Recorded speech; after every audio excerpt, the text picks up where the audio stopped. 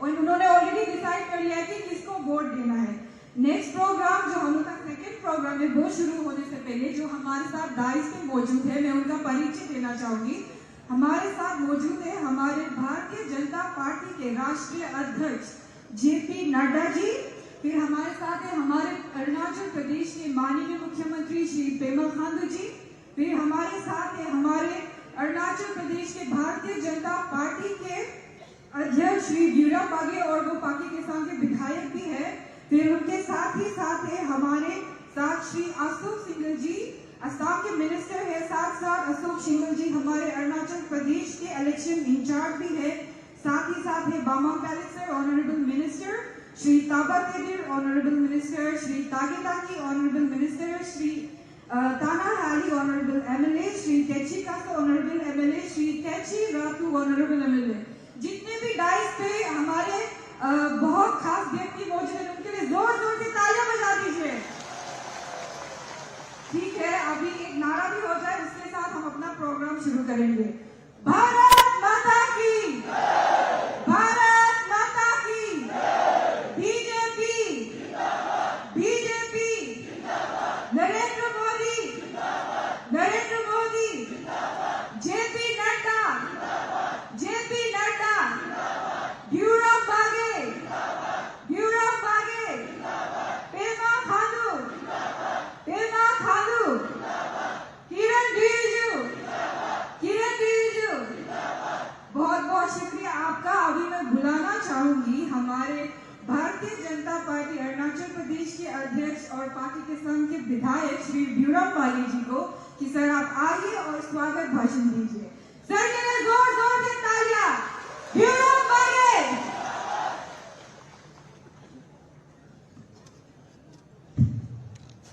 सभी को नमस्कार। आज के इस कार्यक्रम में हमारे बीच आए हिंदुस्तान के सबसे बड़े पार्टी भारतीय जनता पार्टी के अध्यक्ष श्री जेपी नड्डा जी, साथ साथ में हमारे अरुणाचल प्रदेश के मुख्यमंत्री पेमा खांडू जी, और हमारे प्रदेश से इकाई एमपी और देश में मंत्री किरण जी, साथ साथ में हमारे फेलिक्स साहब, ताबा तेदिर साहब, ऑनरेबल एमएलए तागे ताकी साहब, तना हाली साहब, कैची कासो साहब, रोतू साहब, और सभी तागे ताकी साहब, और सभी यहाँ के डिस्ट्रिक्ट प्रेसिडेंट, और हमारे बीच हमारे स्टेट ऑफिस बेयरर्स भी है, साथ साथ में यहाँ के सभी पब्लिक कार्यकर्ता बंधु। हम सभी जानते हैं कि 6-7 साल पहले जब भारतीय जनता पार्टी का सरकार इस राज्य में नहीं था, राज्य किस हालात में था और आज किस हाल में है हम सभी जानते हैं। और विकसित हुआ है तो सिर्फ और सिर्फ बीजेपी सरकार होने के नाते से हुआ है।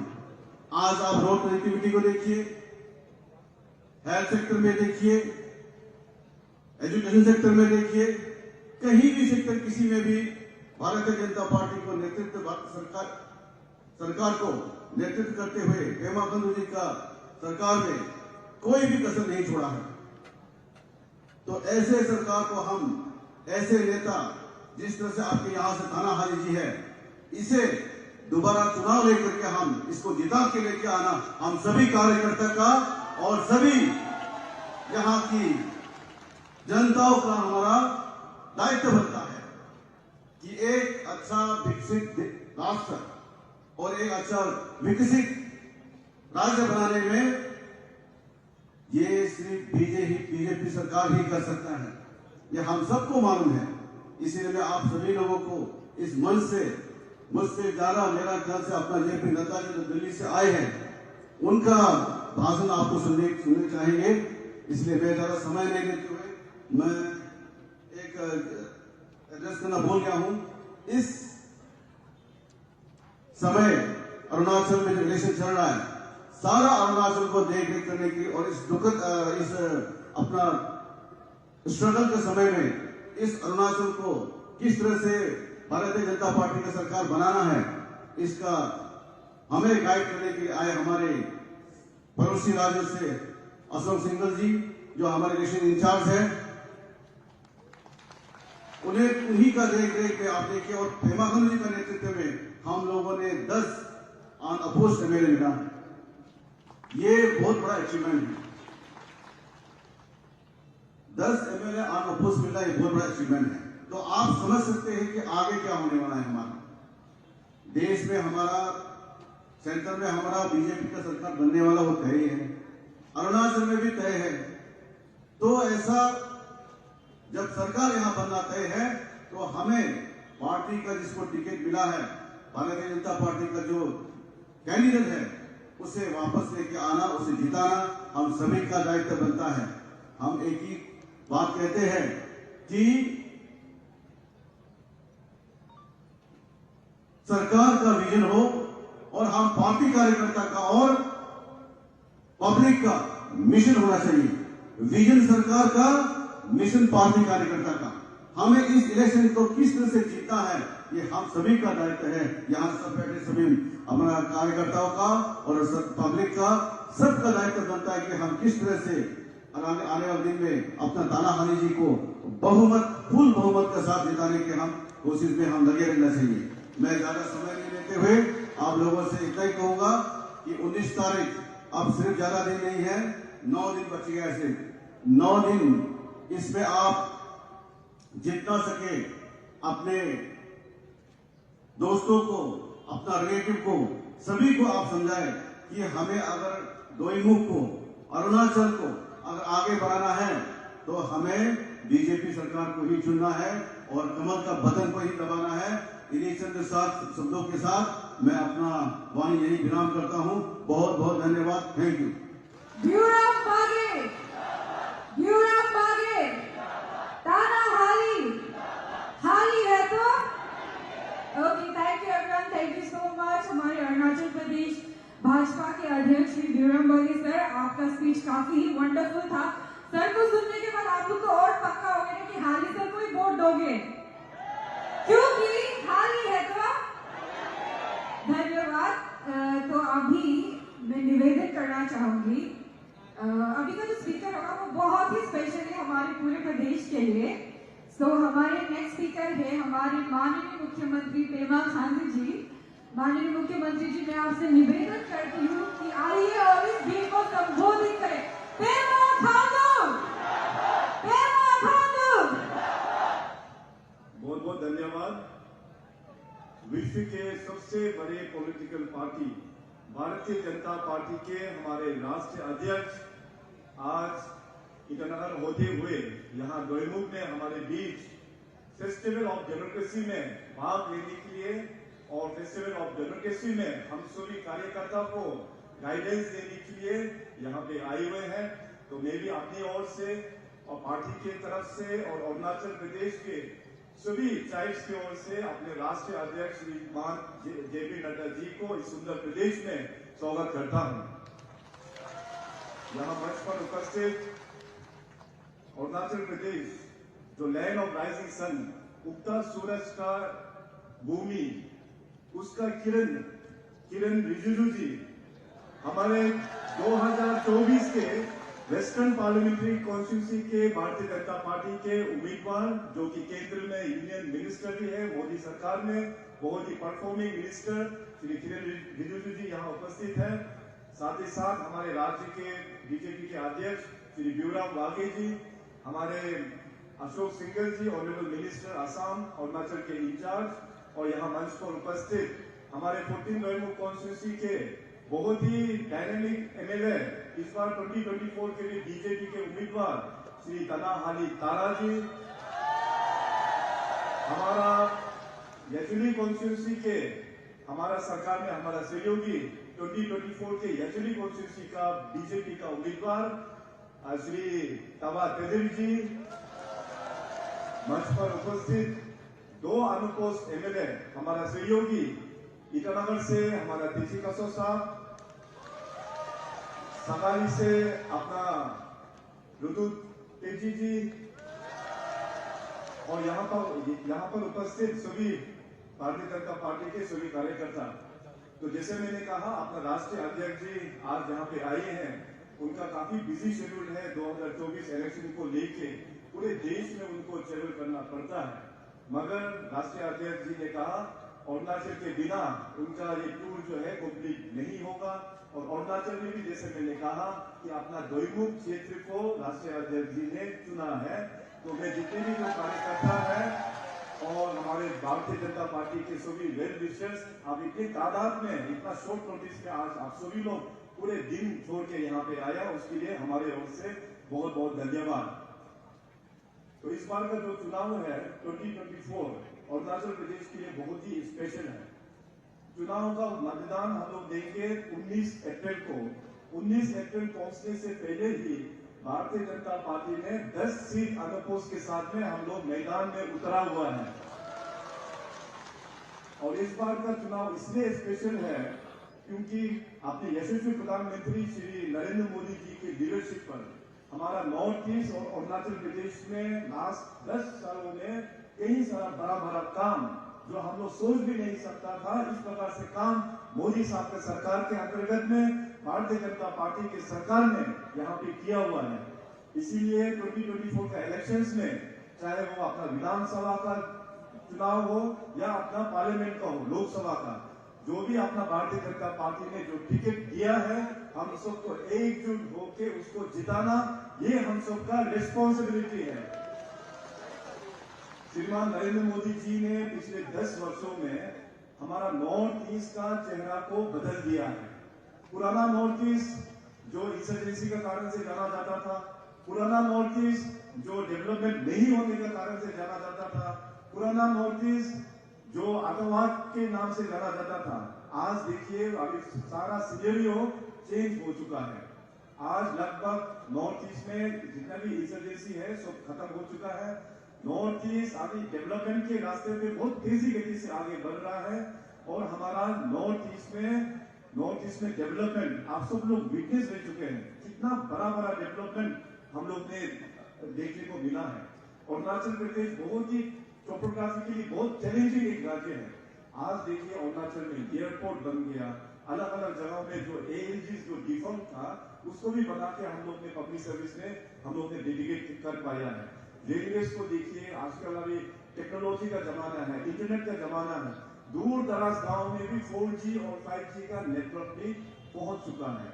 हमारा यहाँ राज्य का पहला मेडिकल कॉलेज, मैं हमेशा बोलते रहता हूँ इस चीज को, पहला मेडिकल कॉलेज जो अपना JP नड्डा साहब देश का यूनियन हेल्थ मिनिस्टर था, नड्डा साहब का आशीर्वाद के कारण से हम लोगों को राज्य में पहला मेडिकल कॉलेज भी मिला है। तो इस प्रकार से first time in the history of Arunachal Bharatiya Janata party के सरकार ने डिलीवरी दिया है।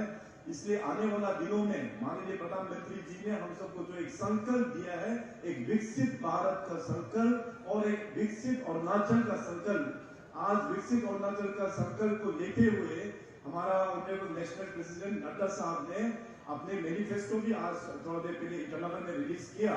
आप सभी को व्हाट्सएप में अभी थोड़ा देर बाद मिल जाएंगे। आने वाला दिनों में हर एक सेक्टर में अपना बीजेपी पार्टी का सरकार आने वाला दिनों में किस प्रकार से काम करने वाला है उसमें क्लियर कट मेंशन है। सो विकसित अरुणाचल बनने का जो सपना है, हम सबको एकजुट होकर टीम अरुणाचल का हिसाब से हम लोगों को आगे बढ़ना होगा। In 2047 when the country will be celebrating 100 years of independence, उस वक्त में एक विकसित भारत के ऊपर उभर के इस देश को आना है। अरुणाचल प्रदेश में भी 2047 में 75 years of naming of Arunachal Pradesh 2047 में, उस वक्त तक अरुणाचल प्रदेश को भी एक विकसित अरुणाचल के हिसाब से हम लोगों को आगे बढ़ना है। अभी आज मैं चुनावी जो से इलेक्शन अनाउंस हुआ, मैं ईस्टर्न पार्लियामेंट्री, वेस्टर्न पार्लियामेंट्री हर एक जगह में अभी टूर करके मैं जा रहा हूँ। अभी हमारे पास 7 दिन बचा हुआ है। 17 तारीख शाम 5 बजे तक इसको हम लोग कैंपेन को और भी बढ़कर हम लोग रखेंगे। और इस बार मैंने देखा कि अरुणाचल प्रदेश का जनता ने पूरा मन बना लिया है कि एक बार फिर मोदी सरकार, और इस बार 400 पार। इसीलिए हम लोगों का सांसद श्री किरण जी हम लोगों का पहचान है। दिल्ली में वो अपना नॉर्थ ईस्ट का एक चेहरा है। जो भी डिपार्टमेंट किरण जी को मोदी साहब जो एलोकेट करता है उसमें परफॉर्मेंस देते हुए वो देश के लिए काम करता है। इसलिए हम सब 19 अप्रैल को किरण जी को रिकॉर्ड मार्जिन से 2019 में जो रिकॉर्ड बनाया था हम सब लोग ने मिलकर, उस रिकॉर्ड को हम ही लोग ही तोड़ना होगा। एक नया रिकॉर्ड से पीएमजी को दोबारा फिर बना के मोदी साहब के साथ वहां पार्लियामेंट में भेजना है। और साथ साथ अपना यहाँ के दोईमुख कॉन्स्टिट्यूंसी के हमारे उम्मीदवार तन्ना हाली जी बहुत ही सिंसियर और बहुत ही ऑनेस्ट एमएलए है, उसको इस बार दोबारा भारतीय जनता पार्टी ने टिकट दिया हुआ है। हम सब कार्यकर्ता का ड्यूटी है कि उनको दोबारा यहाँ से जिता के भेजना है। उसी प्रकार से अपना याचुली कॉन्स्टिट्यूंसी हमारा करीब श्री ताबा तेदिर जी बहुत ही ईमानदार आदमी है, वो अपना ड्यूटी को अच्छा से निभाते हैं। मिनिस्ट्री में भी इनको बढ़ दिया गया है, इसलिए इस बार भी हम सब याचुली कॉन्स्टिट्यूंसी के लोगों इनको जिता के हम लोग को दोबारा फिर असेंबली में भेजना हम सबका ड्यूटी है। अभी अरुणाचल प्रदेश में जितने भी जो कंटेस्टिंग कैंडिडेट बीजेपी के खिलाफ में जिन लोग ने नॉमिनेशन फाइल किया हुआ है, वो सब लोग तो अभी फंस चुका है, क्योंकि विड्रॉ करने का टाइम खत्म हो गया। इसलिए मैं आज भी इस मंच से अपील करता हूं कि फंसे हुए कैंडिडेट के साथ में बैठ के डेवलपमेंट होने वाला नहीं है। इसलिए 17 अप्रैल शाम 5 बजे तक भारतीय जनता पार्टी का बहुत बड़ा घर है, बहुत बड़ा दिल है। हमारे डिस्ट्रिक्ट प्रेसिडेंट, मंडल प्रेसिडेंट फूल माला लेके स्वागत करेंगे। वापस जो भटक गया वाला कैंडिडेट के साथ में नहीं जाना है, वापस अपना घर में आइए, पूरा स्वागत करेंगे। आज यहाँ पर अपना राष्ट्रीय अध्यक्ष श्री जेपी नड्डा साहब यहाँ पे बैठे हुए हैं, उनके सामने में भी मैं दोबारा फिर अपना मैसेज आप सभी को देना चाहूंगा। पार्टी का मैसेज पूरे अरुणाचल प्रदेश में आज हमारे मीडिया के दोस्तों आप सभी के जरिए से दोबारा मैं रिट्रेट करना चाहेगा कि बीजेपी पार्टी 2024 इलेक्शंस के बाद में पूरे अपना कार्यकर्ताओं को आगे बढ़ाने का हम लोग काम करने वाला है। पिछले बार आप लोगों ने देखा होगा कि कोई पॉलिटिकल लीडर्स अलग अलग पॉलिटिकल पार्टी में जो जीत के आता है वो बाद में बीजेपी में मर्ज हो जाता है।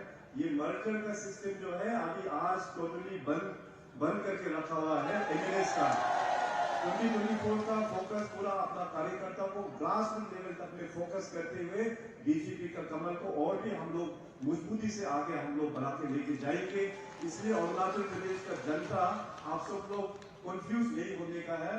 गलती से अगर 1-2 सीट नॉन बीजेपी पार्टी लोग जीत भी जाता है तो उन लोगों को बीजेपी का बाहर ही बैठ के काम करना होगा, बीजेपी में एंट्री नहीं मिलेगा, ये क्लियर है।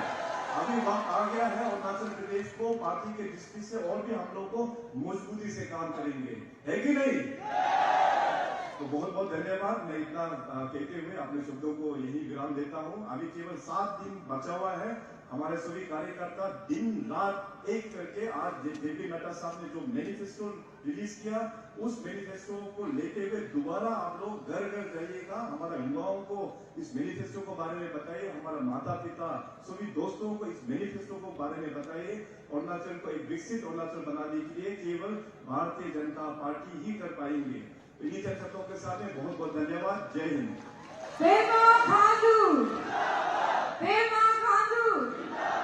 मोदी है तो पेमा है तो।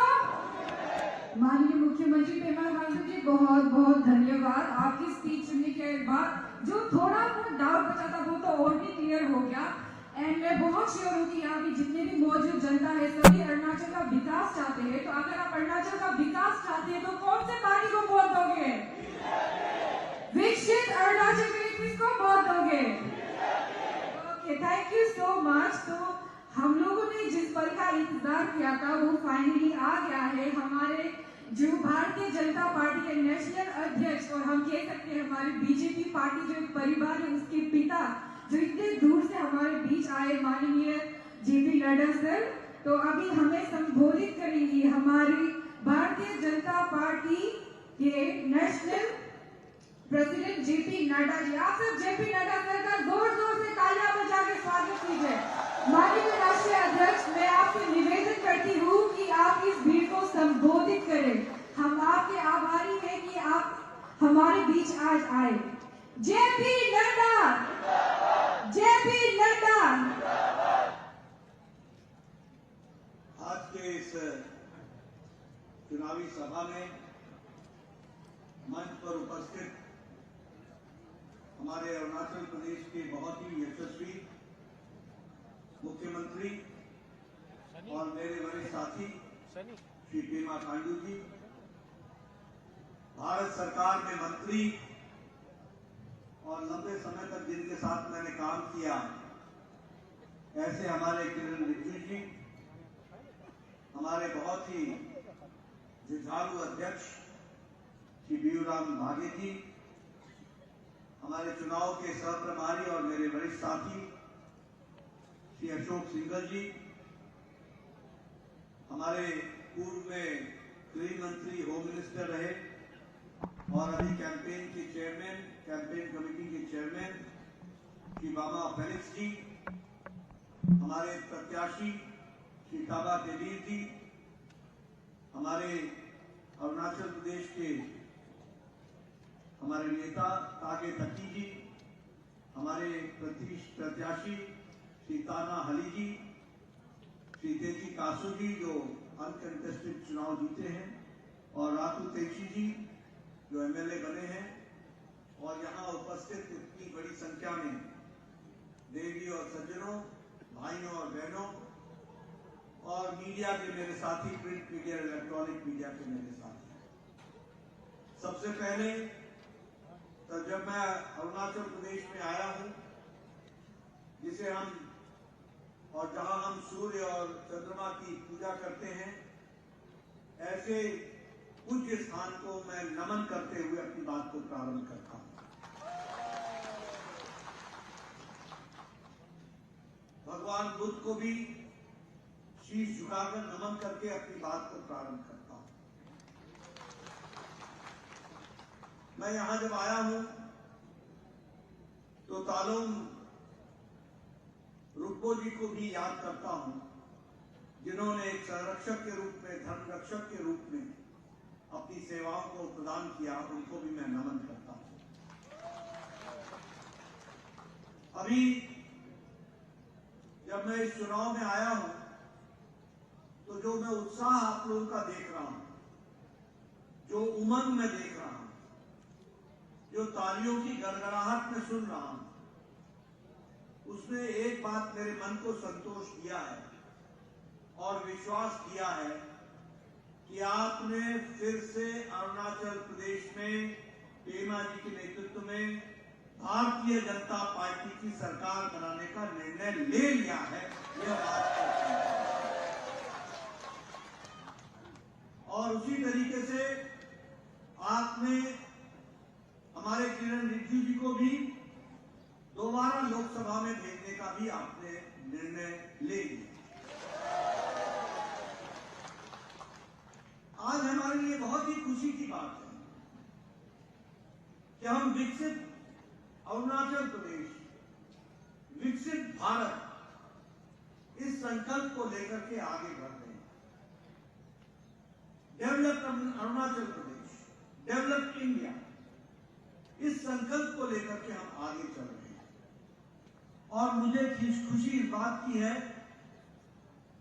कि जब हम विकसित भारत और विकसित अरुणाचल प्रदेश की बात कहते हैं तो मुझे एक तरीके से विकसित रूप में अरुणाचल प्रदेश आज दिख रहा है। इसके लिए मैं विशेष करके आपको बताऊं,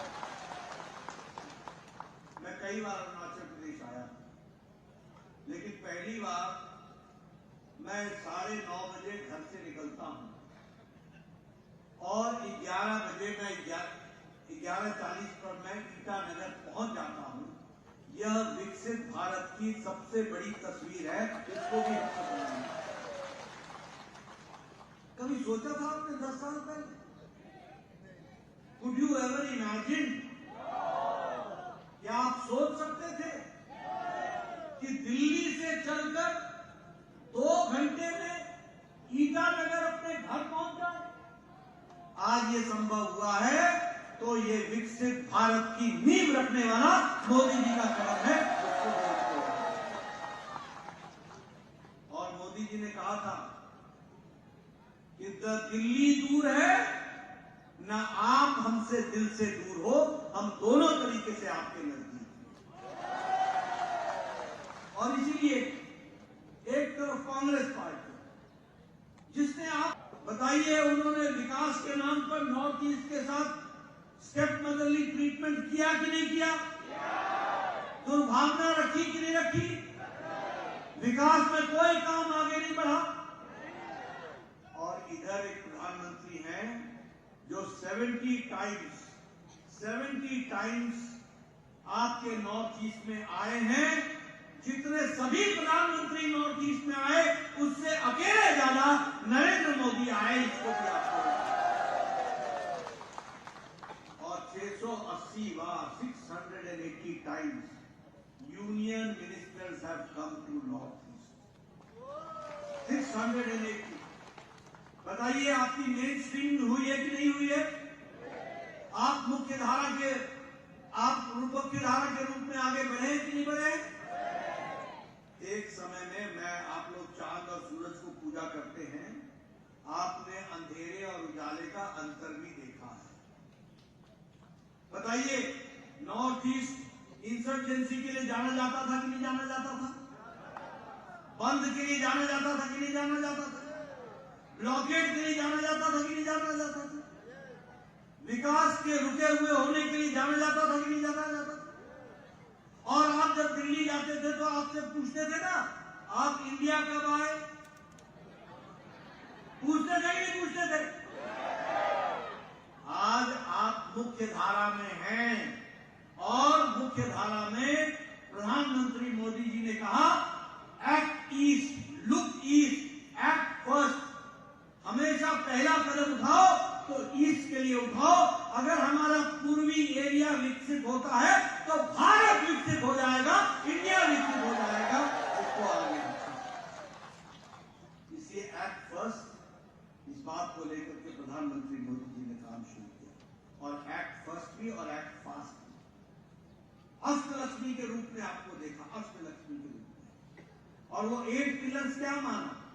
8 पिलर्स माना पीस, शांति, पावर यानी पावर जनरेशन, हाइड्रो इलेक्ट्रिसिटी का जनरेशन, सोलर एनर्जी का जनरेशन, टूरिज्म में अरुणाचल प्रदेश मुख्य धारा में शामिल हो, सारे दुनिया के लोग आए और ईटा लेकर दोनी पोलो में उतर करके और वो अरुणाचल प्रदेश का भ्रमण करें। इस तरीके का टूरिज्म डेवलप। उसी तरीके से 5G कनेक्टिविटी, उसी तरीके से हमारा कल्चर, उसी तरीके से हमारी नेचुरल फार्मिंग, उसी तरीके से हमारा स्पोर्ट्स और उसी तरीके से हमारे पोटेंशियल को एनहांस करना। इन अष्टलक्ष्मियों के लिए प्रधानमंत्री मोदी जी काम कर रहे हैं। और इसलिए आपने देखा होगा ये जो इंसर्जेंसी की जगह है वहां मोदी जी के नेतृत्व में 11 एग्रीमेंट्स हुए, 11 एग्रीमेंट्स, 11 समझौते हुए और 11 समझौतों के माध्यम से 9,500 इंसर्जेंट्स ने सरेंडर किया, अपना आर्म छोड़ा और वो मुख्य धारा में शामिल हुए हैं। वो भी हमको ध्यान रखना चाहिए। आज 71% रिडक्शन है इंसर्जेंसी में, आज 60% रिडक्शन है इंसिडेंट्स ऑफ अटैक्स में और सिक्योरिटी फोर्सेस, और हमारे सिविलियन डेथ्स में 82% का रिडक्शन है। यानी सुख, शांति, पीस, ट्रैंक्विलिटी, डेवलपमेंट, उसके तहत आज हम आगे बढ़ रहे हैं। आपका बॉर्डर डिस्प्यूट जो असम के साथ था वो भी रिजॉल्व कर लिया गया और 123 विलेजेस को वहां पर मस्त पूरी ताकत के साथ डेवलपमेंट हो रहा है, विकास हो रहा है और अरुणाचल प्रदेश की सरकार पूरी ताकत से आगे बढ़ रही है। इसलिए मित्रों, अगर हम कहें तो मैं यहां ये भी कहना चाहता हूं कि डेवलपमेंट के लिए प्रधानमंत्री जी ने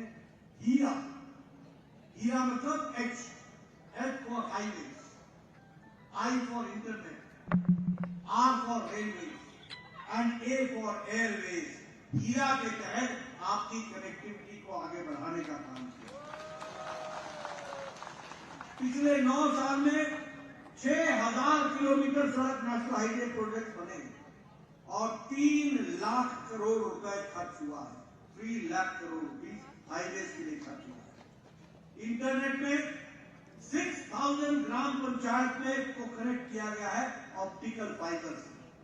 ऑप्टिकल फाइबर से कनेक्ट किया गया कितना? 6,000 ग्राम पंचायत। और उसी तरीके से रेलवे में 50,000 करोड़ रुपीस स्पेंड हुए हैं और 5 टाइम्स मोर रेलवे बजट यहां पर खर्च हुआ है और 80,000 करोड़ का सैंक्शन हुआ है और लगभग एवरेज बजट आपका 5 गुना बढ़ा दिया गया है और ये रेलवे में खर्च हुआ है। एयरवेज में 9 सालों में 8 नए एयरपोर्ट बने हैं, 8 नए एयरपोर्ट। उसी तरीके से उन्नति योजना में 10,000 crore rupees is being spent, 10,000 for Uttar Purva transformative industrialisation के लिए उन्नति के तहत और 14,000 करोड़ रुपीस एजुकेशन को बढ़ावा देने के लिए अरुणाचल प्रदेश में खर्च हो रहा है। मित्रों, मैं आपको बताना चाहता हूं, एक समय था जब हमारी फ्रेजाइल इकोनॉमी थी, हमारी इकोनॉमी सबसे पीछे थी, हमारी इकोनॉमी एक लड़खड़ाती इकोनॉमी थी। आज मोदी जी के नेतृत्व में, you will be happy to note, आपको खुशी होगी कि कोरोना के पेंडेमिक के बाद, यूक्रेन के युद्ध के बाद, जब अमेरिका की इकोनॉमी लड़खड़ा रही है, जब यूरोप की इकोनॉमी लड़खड़ा रही है, जब जापान की इकोनॉमी लड़खड़ा रही है, जब ऑस्ट्रेलिया की इकोनॉमी लड़खड़ा रही है, तो दुनिया में फ्रेजाइल इकोनॉमी से भारत आज ब्राइट स्पॉट बन गया है और डेवलप में सबसे आगे खड़ा है मजबूत इकोनॉमी के साथ। इन 5 सालों में आपने किरण रिजिजू जी से पूछना, पेमा खांडू जी से पूछना, इन 5 years India was the 11th largest economy and today India is 5th largest economy, 5वीं largest economy। और हमने किसको डिफीट किया, किसको पिछाड़ा? ग्रेट ब्रिटेन को, जिसने हमको 200 साल राज किया। Those who ruled on us for 200 years, we have defeated them and now we are 5th largest economy and you send Kiran Rijiju, Tapirgaon again and you make the government of Arunachal Pradesh again. In 3 years time, Prime Minister Modi is going to make it 3rd largest economy in the world। हम 3री largest economy बन जाएंगे। उसी तरीके से अगर हम देखें तो एफडीआई, फॉरेन डायरेक्ट इन्वेस्टमेंट, वो भारत का डबल हो गया है। इलेक्ट्रॉनिक मैन्युफैक्चरिंग 3 टाइम्स बढ़ गया है और हमारा मोबाइल फोन, बहुत इंटरेस्टिंग बात आपको मैं बताता हूं, आपके हाथ में मोबाइल फोन है, सबके पास है ना मोबाइल फोन, है ना? 9 years बैक इस मोबाइल फोन पे लिखा होता था मेड इन चाइना। आज जो आपके पास मोबाइल है उस पर लिखा है made in India. 97% of mobiles are being manufactured in India. Apple mobile is also being manufactured in India. उसी तरीके से अगर हम देखें तो ऑटोमोबाइल में आपने सुना होगा डैटसन टोयोटा, जापानीज का आप सुनते थे कि नहीं सुनते? अमेरिका की कीमत सुनते थे कि नहीं सुनते? आज हमने जापान को पछाड़कर, we have defeated Japan and India is the 3rd largest automobile industry in the world, or automobile market in the world, 3rd largest automobile market। Steel में हम 4थे नंबर से 2रे नंबर पर आकर के खड़े। हम फार्मास्यूटिकल्स में India has become the world's dispensary, दुनिया की डिस्पेंसरी बन गई है। 138% हमारा फार्मास्यूटिकल मैन्युफैक्चर बढ़ गया और हमारी दवा मोस्ट चीपेस्ट दवा और सबसे इफेक्टिव दवा अगर कोई है जिसको दुनिया मान रहा है तो वो भारत की दवा है, भारत की मेडिसिन है। ये भी हमको पेट्रोकेमिकल्स में हम 106% हमारा पेट्रोकेमिकल्स की मैन्युफैक्चरिंग बढ़ी है। तो इसलिए अगर हम देखें तो हर तरीके से विकास करने का काम हम लोगों ने किया है।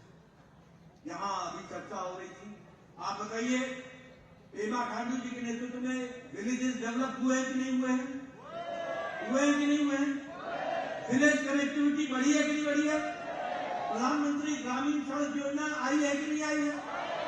ऑल वेदर रोड पहुंचे हैं कि नहीं पहुंचे हैं? नेशनल हाईवे बना है कि नहीं बना है? आप बताइए, प्रधानमंत्री जी ने चिंता की गांव, विलेज, गरीब, marginal section of the society, हमारा युवा, उसको एस्पिरेशन दी, हमारे महिलाएं, नारी शक्ति का एम्पावरमेंट हुआ, किसान को ताकत मिली और इसी तरीके से विकास को आगे बढ़ाने का काम किया। आज प्रधानमंत्री गरीब कल्याण अन्न योजना में आपको 5 किलो गेहूं या 5 किलो राइस और 1 किलो दाल ये दिया जा रहा है। कितनों को दिया जा रहा है? 80 crore people, 80 crore people. And in Arunachal Pradesh 8 lakh people are getting 5 kilo wheat और 5 kilo rice and 1 kilo dal. इसका अंतर मालूम है क्या हुआ है? What is the difference? Difference ये है कि 25 crore people now are come up from the below poverty line to above poverty line, वो गरीबी की रेखा से ऊपर आ गए हैं। ये फर्क पड़ा। और ये मैं नहीं कह रहा हूं, ये इंटरनेशनल मॉनिटरी फंड बोल रहा है। और भारत की अति गरीबी, भारत की extreme poverty has been reduced to less than 1%. This is the difference. This is how India is developing. इस तरीके से इंडिया आगे बढ़ रहा है। उसी तरीके से प्रधानमंत्री किसान Samman Nidhi 11 crore 78 lakh 11 crore 78 lakh people are getting 6,000 rupees in 1 year. Every 4th month they get 2,000 rupees. And today we have released the manifesto. Now Pema Khandu will give 9,000 rupees to किसान, 1 लाख किसान, 1 लाख किसानों को, 1 लाख किसान को प्रधानमंत्री किसान सम्मान निधि में हर साल 9,000 रुपए मिलेंगे, हर चौथे महीने 3,000 रुपए मिलेंगे। इस तरीके का विकास किया गया। उसी तरीके से जल जीवन मिशन में you have already become developed because 100% tap water connection यहाँ पर प्रोवाइड कर दिया गया है जल जीवन मिशन में। वो भी हमको आज मुझे खुशी है कि उज्ज्वला योजना में जहां 10 करोड़ लोगों को गैस का कनेक्शन मिला, वहीं 50,000 गैस कनेक्शन आज यहां भी दिया गया है। और अभी हमने मैनिफेस्टो में रिलीज किया 400 रुपए में उज्ज्वला गैस कनेक्शन को गैस का सिलेंडर मिलेगा। इसको भी हमने वायदा किया। हाउ प्राइम मिनिस्टर मोदी, कैसे प्रधानमंत्री मोदी आपके अरुणाचल प्रदेश को देखते हैं, इसको भी आप समझिए। और इसको अगर आपको समझना हो तो आपके ध्यान में आएगा कि टैक्स रिवोल्यूशन अरुणाचल प्रदेश को पिछले 5 साल में 18 टाइम इंक्रीज हुआ है। 18 टाइम यानी आपको टैक्स का 18 टाइम्स ज्यादा मिल रहा है। वो हम लोगों ने व्यवस्था की। उसी तरीके से गवर्नमेंट का grant in aid Arunachal Pradesh को 38 टाइम्स बढ़ गया है। सिर्फ गवर्नमेंट को, I am not talking about the projects. National highway अलग है, एयरपोर्ट हाईवे अलग है, कनेक्टिविटी अलग है, प्रधानमंत्री ग्रामीण सड़क योजना अलग है। सिर्फ आपको ग्रांट इन एड जो दिया गया है वो 38% बढ़ा दिया गया है। This is how Arunachal Pradesh को प्रधानमंत्री मोदी जी ने देखा है। उसी तरीके से अभी आपके यहाँ दोनी पोलो एयरपोर्ट बनकर के तैयार हुआ है। ये 635 करोड़ का था, अब ये 800 करोड़ का खर्च होगा और ये वर्ल्ड क्लास का एयरपोर्ट बन रहा है, जिसमें आप नए टर्मिनल बिल्डिंग को देखेंगे। उसी तरीके से आपको तेजू को कनेक्ट किया गया है, पासीघाट को कनेक्ट किया गया है, पोलोगी को कनेक्ट किया गया है और उड़ान योजना के तहत इसको हम आगे बढ़ाने का काम कर रहे हैं। आपके यहाँ सेला टनल बना, इस सेला टनल ने आपको कनेक्टिविटी भी दी है और आर्मी पर्सनल्स को भी सुविधा दी है और टूरिज्म को भी आगे बढ़ाया है। ये भी हमको ध्यान में रखना। देखिए, व्हाई वी से वी शुड सपोर्ट प्रधानमंत्री मोदी। क्यों हम कहते हैं? क्योंकि सोच देखो, हमारी सोच पहले क्या थी? गांव, देश का अंतिम गांव, देश का अंतिम गांव। We used to define the last village of the country. Now prime minister Modi said this is the first village of the country. पहला गांव होगा और ये वाइब्रेंट विलेज होगा। और आप यहाँ 4,800 crore rupees is being spent for vibrant village, 455 border villages उसमें शामिल है और उनके विकास के लिए काम हो रहा है। उसी तरीके से आपके यहाँ अब फ्रंटियर हाईवे बनेगा, फ्रंटियर हाईवे, और ये 44,000 करोड़ रुपीस खर्च होगा और 1,500 किलोमीटर की ये सड़क बनेगी। बताइए इसके बाद अरुणाचल प्रदेश का तस्वीर बदलेगी कि नहीं बदलेगी? बदलेगी कि नहीं बदलेगी? 1,500 kilometers on the border highway, 44,000 crore rupees खर्च होगा। एक तरफ चाइना का बॉर्डर है, एक तरफ बर्मा का बॉर्डर है, एक तरफ म्यांमार। आप समझिए जब आपके हाईवे चलेगा, this will be the first village, first state, border state जहां पर विकास की गंगा बहेगी, उसको हमको याद रखना। आप बताइए, ये हाईवे अकेला नहीं आता, हाईवे के साथ होटल्स भी आते हैं, हाईवे के साथ टूरिज्म भी आता है, हाईवे के साथ साथ मार्केट भी आते हैं, हाईवे के साथ साथ मॉल्स भी आते हैं, हाईवे के साथ साथ इंडस्ट्री भी आती है, हाईवे के साथ साथ एग्रीकल्चर प्रोडक्शन भी बढ़ता है, हाईवे के साथ साथ वहां का प्रोडक्शन एक्सपोर्ट होने के लिए, जाने के लिए मार्केट तक पहुंचता है। ये हाईवे का फर्क पड़ता है। इसलिए डेवलपमेंट को इस तरीके से हम आगे बढ़ाएं। Smart city Itanagar, smart city Pasighat, और यहां भी करोड़ों रुपए खर्च हो गए। 5G कनेक्शन ईटानगर को मिल गया है और 4G कनेक्शन 2,400 विलेजेस तक पहुंचा है। और जैसा मैंने कहा, ऑप्टिकल फाइबर पहुंचेगा तो गांव का डेवलपमेंट हो जाएगा, उसको भी हमको याद रखना पड़ेगा। उसी तरीके से Kameng hydro power station 600 megawatt, 8,200 crore rupees are being spent. उसी तरीके से Subansiri lower hydro electric project है, उसमें 620 करोड़ रुपीज स्पेंड हो रहा है। 2,000 मेगावाट ये भी बिजली प्रोड्यूस करेगा। इस तरीके से विकास के नए नए आयाम बन रहे हैं। आज हम लोगों ने तय किया है कि 1,000 crore rupees will be spent on health infrastructure, health के लिए खर्च होगा। और मुझे खुशी है कि जब मैं अरुणाचल प्रदेश में आया हूं, मुझे याद है पेमा खांडू जी और किरण रिजिजू जी और तापिर राव जी मेरे पास आए थे और कहा था कि अरुणाचल प्रदेश में मेडिकल कॉलेज नहीं है। आज मुझे खुशी है कि आपके यहाँ मेडिकल कॉलेज भी है और यूनिवर्सिटी भी है। इसलिए हेल्थ में, एजुकेशन में, उसी तरीके से इंफ्रास्ट्रक्चर में, उसी तरीके से इंटरनेट में, उसी तरीके से एग्रीकल्चर में, हर एक तरीके से विकास में आज अरुणाचल प्रदेश को आगे बढ़ाने का काम किया है। और इसीलिए मैं आपसे निवेदन करने आया हूं, हाली है तो आपने टाना हाली को चुनाव जिताना है और आपने इलाके का विकास करना है। इसीलिए मैं आपसे निवेदन करना चाहता हूं कि आप बताइए, ये हमारे याचुरी से ताबा तेजीर को जिताना है और उनको भी हमको आगे लाना है। मैं बधाई देना चाहूंगा, सांगली से रातू तेजी अनुपोज आ गए हैं, उसी तरीके से हागे अप्पा भी आ गए हैं और तेजी कासो भी आ गए हैं। उनको भी मैं बधाई देता हूं और उनको भी मैं विकास के लिए जो आप लोगों ने जोड़ा है उसके लिए मैं आपको बहुत बहुत धन्यवाद देता हूं। और मैं फिर कहूंगा, किरण रिजिजू मुझे चाहिए, बोलिए आप किरण रिजिजू को भेजेंगे ना? तापिर राव को भेजेंगे ना? किरण रिजिजू जी को जो मंत्रालय प्रधानमंत्री जी ने सौंपा, इन्होंने बखूबी काम किया। He is the fire fighter,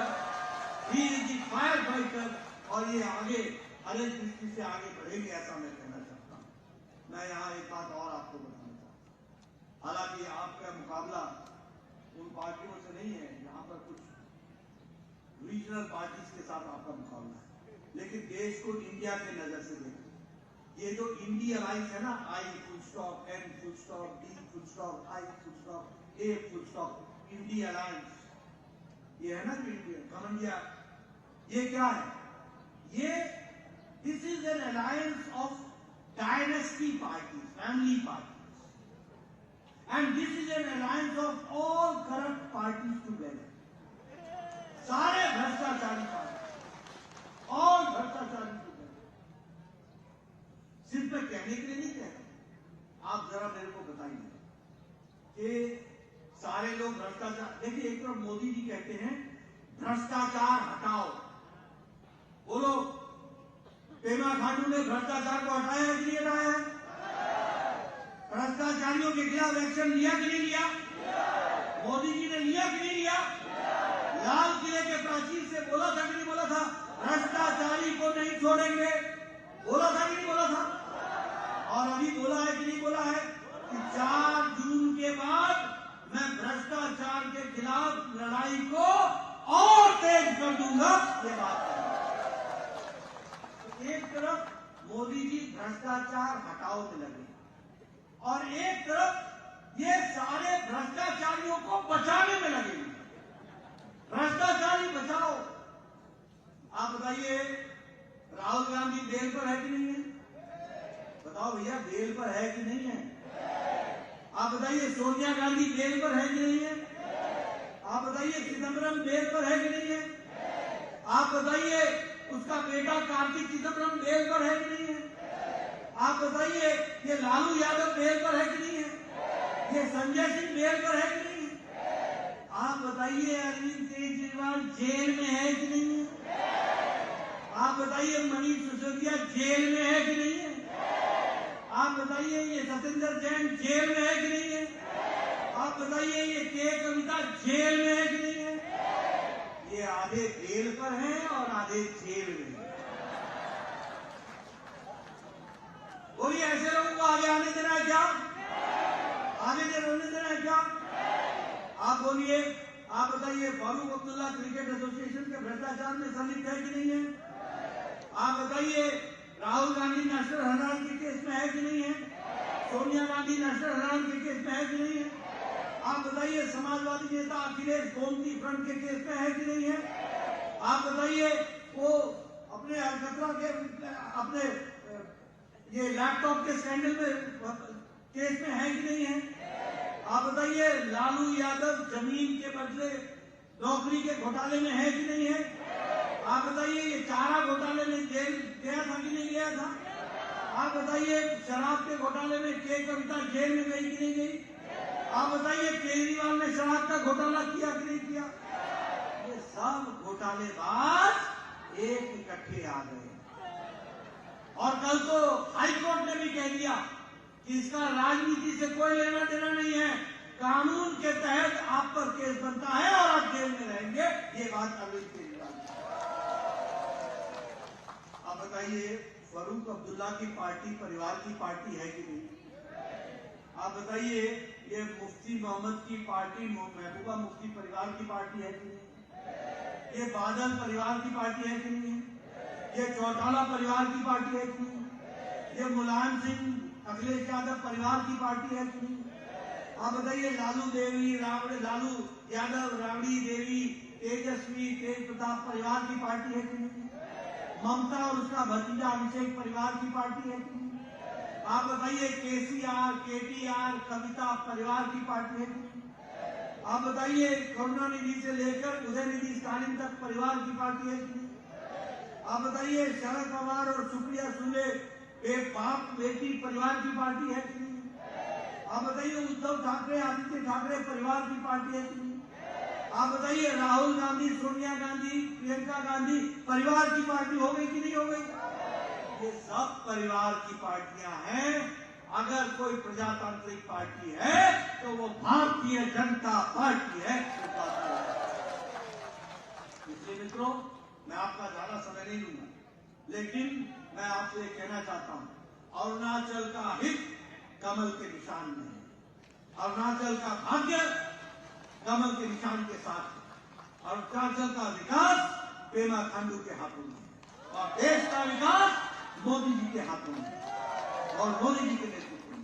बोलिए हाली है तो करेंगे ना, जिताएंगे ना, भेजेंगे ना, किरण रिजिजू को भेजेंगे ना, हमारी सरकार बनाएंगे ना। आप सरकार बनाने का काम को जुटिए और शपथ ग्रहण के समय मैं जरूर आऊंगा, ये बात का आपको विश्वास दिलाता हूं। आप पूरी ताकत से लगिए। बहुत बहुत धन्यवाद। जय भारत, जय अरुणाचल।